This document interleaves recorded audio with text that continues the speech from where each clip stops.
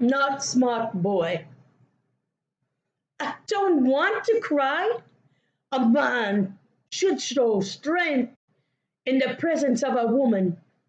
But if I had to choose between kissing a crocodile and telling my aunt the news of her broken dishes, I would choose the crocodile any day. I look into the hole. Hannah looks too. It's not a good thing to see. I have many more dishes, but they are much smaller. I look at Hannah. She looks at me. I cannot say why, but when I look at her, I feel like I've gulped down a laugh that needs to fly free.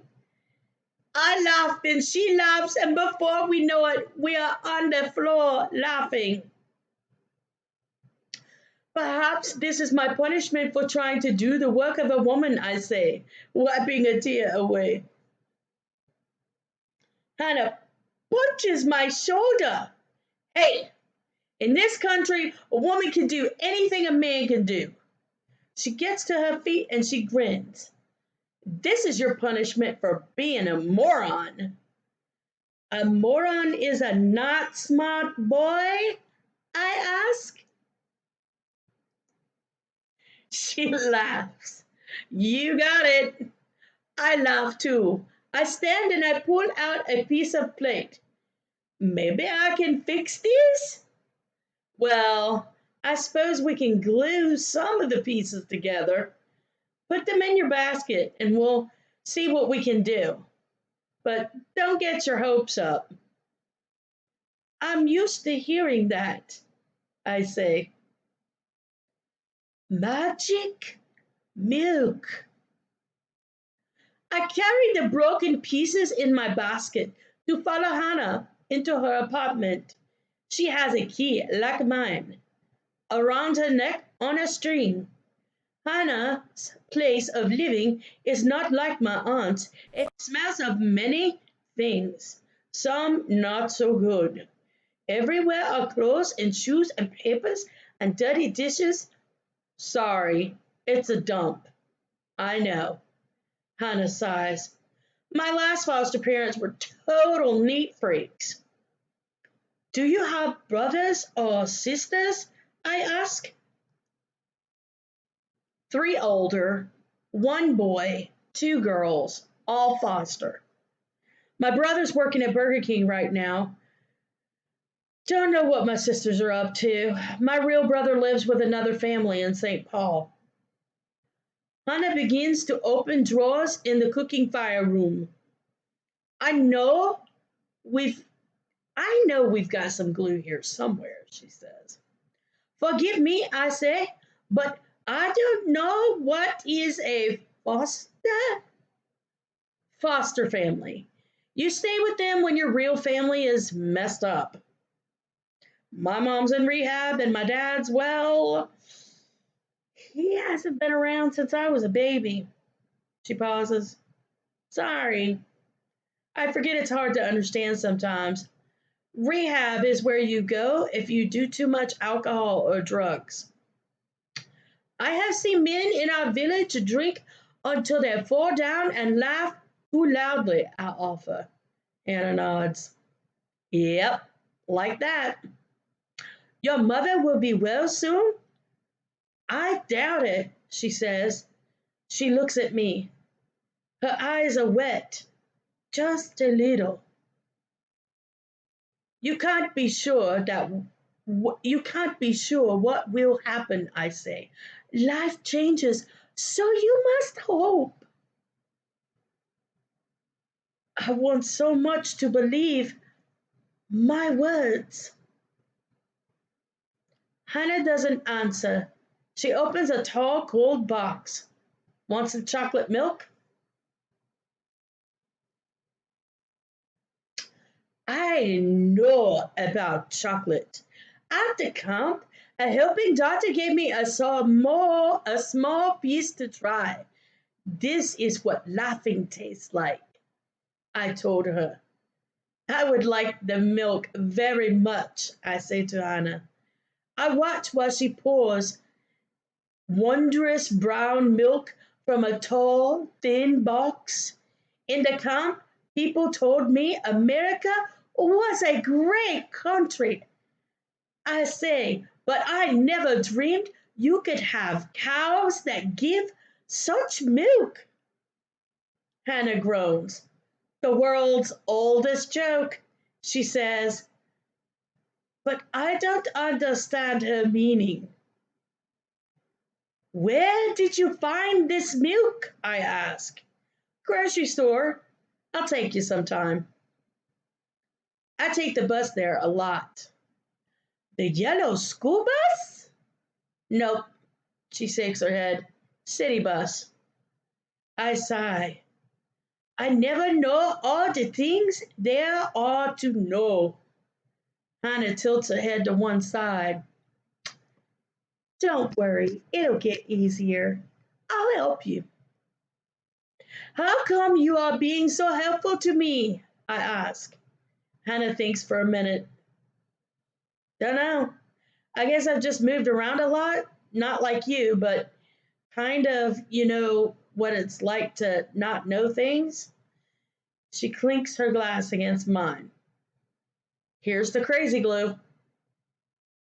I don't understand those words either, but I don't care. My mouth is too busy rejoicing. Wet feet. Even in the wonder of crazy glue, can't turn my aunt's dishes into their old selves. The next morning, I tell my aunt of a great mistake. She makes her lips into a thin line and closes her eyes, but she does not say a word.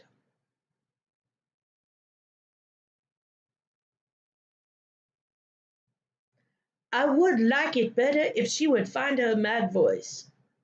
Back in Africa, she and my uncle would argue so fiercely that their hut trembled. The cattle are stampeding again, the villagers would joke. But now I think maybe she is too tired to yell. When Dave comes to visit in the afternoon, I tell him about the broken dishes.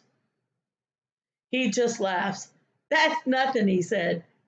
I once had a client who tried to wash his clothes in the toilet. This doesn't sound like such a wrong idea to me, but I decide to hide my thinking. Instead, I say, I must get a job, Dave, like my aunt, so that I can buy her new dishes. Hold on, he says. We'll see about that soon enough. You just got here, Keck. You need some time to get your feet wet. I'm checking my shoes. It's true enough, they are dry. That's what's called an idiom, Dave explains. You're going to run into those. You're going to run into a lot of those. It means getting some experience. Dave turns to Ganwa, who's sprawled on the couch like a dozing dog. Actually, actually, I've been meaning to talk to you about a job, buddy. There are some openings at a couple of fast food places on the bus line. Ganwa groans. Ugh.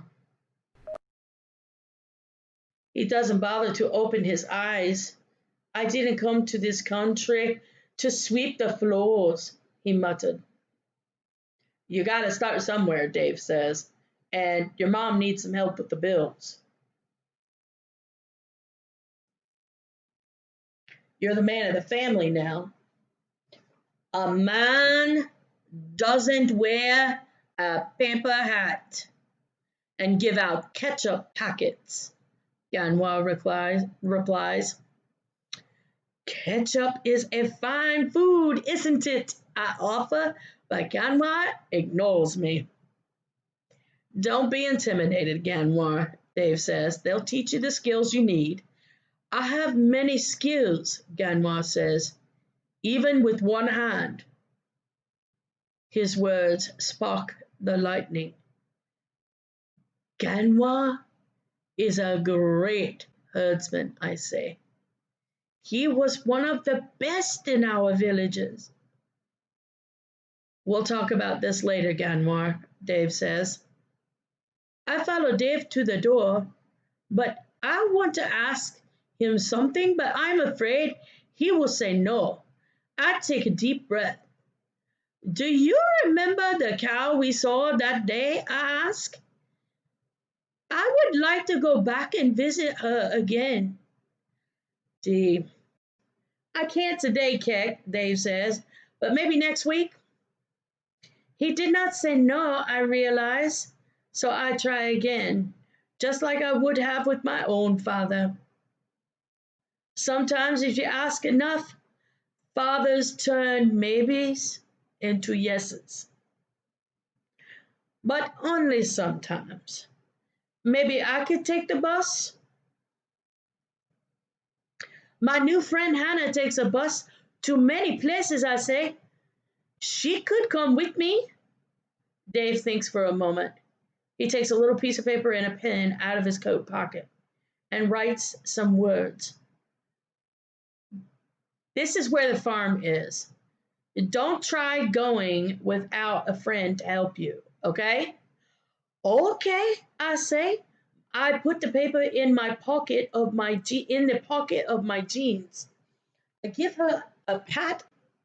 Oh, give her a pat for me, buddy, Dave says as he opens the door. I think he is just being kind, since I am certain he is not a great lover of cows. I wave goodbye and smile to myself with the secret comfort of a big idea. Bus. On the day with the name of Saturday, Hannah and I wait by the road for the bus to come. It's even bigger than the school bus with the sour breath and the slow growl of a starving animal. The door squeals open and I follow Hannah up the stairs. She pours quarters into my glove. Here, she says, do like I do. Her money clatters into a box by the driver, but I shake my head. This school bus is free. This one you have to pay for, she says. Come on, hurry up. The driver makes a face that says, stupid new to this country, boy. But Hannah, I say, I can't make more money from you. I can't take more money from you. Hannah tips my glove over the box and the quarters slip in with a happy jangle. She grabs my arms as the bus rushes forward. We pile into a street near the back. See, my mom sends me money sometimes, Hannah says. Her nose and her cheeks are red as sunset sky. Just, out of the blue. No explanation, no letter. It just shows up. I used to write her and say thanks, but now I don't bother. She never writes back. Anyway, my foster mom always hands the money over to me. I gave her some and then the rest I put under my bed. But it's yours to spend, I say. Not mine. But it's yours to spend, I say. Not mine. Hey, you get a job, you can pay me back. Meantime, keep your eyes open. But it's yours to spend, I say. Not mine. Hey, you get a job, you can pay me back. Meantime, keep your eyes open. I blink. But look out the window for this farm. I'm not sure if Dave's got the right stop or not. I never noticed a farm out this way. It's a very small farm, I admit. After such snow and many buildings, I see at last the little farm, The bus pulls over and we step into a pile of snow as high as our knees. There, there she is, I say. The cow is standing near a shed. She looks bored and cold. I thought she was a girl, Hannah says. She has horns. Girl cattle can have horns, I explain. Really? Hannah asks. Way to go, girl cow. So now what? When I take a deep breath of icy air, it's like swallowing an arrow. Now, I say, I get my job.